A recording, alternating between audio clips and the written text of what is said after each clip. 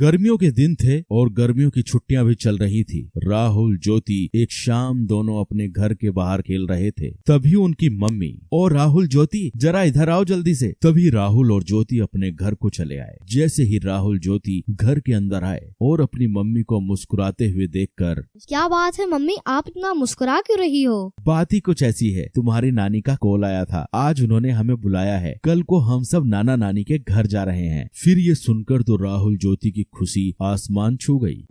चलो पैकिंग शुरू कर देते हैं, नाना नानी के गांव चलते हैं और एंजॉय करते हैं।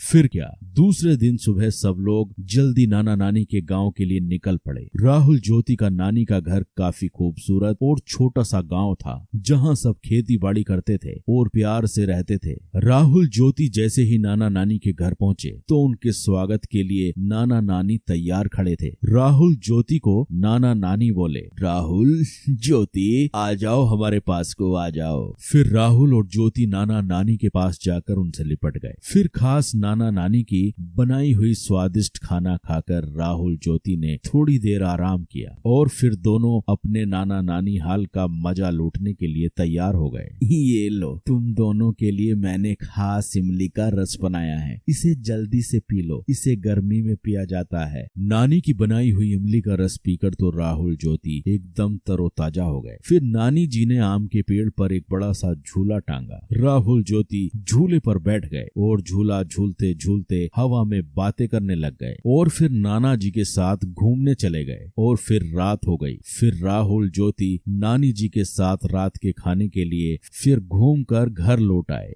नानी जी, मैं आपके हाथों से खाऊंगा। नानी मुझे भी खिलाओ ना। ये सुनकर नानी जी हंसने लगी। ठीक है, मैं तुम दोनों को अपने हाथों से खिलाती हूँ। फिर क्या, राहुल ज्योति ने नानी के हाथ से पेट भरकर खाना खाया और खाना खाने के बाद सब लोग सोने की तैयारी करने लगे और फिर राहुल ज्योति को गर्मी महसूस होने लगी। नानी जी, घर के अंदर कितनी गर्मी महसूस हो रही है, पंखा भी गर्म हवा फेंक रहा है, आपके घर में एसी भी नहीं है। हमें तो एसी की आदत है, अब तो हमें रात भर नींद नहीं आएगी। यह सुनकर नाना नानी के साथ सब लोग हंसने लगे। यह देखकर राहुल और ज्योति ज्यादा कंफ्यूज हो गए। आप सब हंस क्यों रहे हो? हमने कुछ गलत कह दिया क्या? ना बेटा ना, तुमने कुछ गलत नहीं कहा। छोटा सा तो हमारा गांव है, हमारे पास एसी कैसे होगा बेटा, लेकिन हमारे पास एक ऐसा एसी जरूर है जो तुम्हारे शहर में नहीं होगा। नानी जी ने फिर जाकर छत पर गद्दे बिछाए और सोने लगे। नानी, हम भी आपके पास सोएंगे। हाँ, तुम दोनों मेरे पास सो जाओ, आओ सो जाओ। फिर क्या, खुले आसमान के नीचे थोड़ी हवा में राहुल और ज्योति आराम से नानी के पास सो गए और नानी से कहानियां सुनते सुनते दोनों को प्यारी नींद आ गई। तो बच्चों, आपने इस वीडियो में देखा राहुल ज्योति का नानी का घर।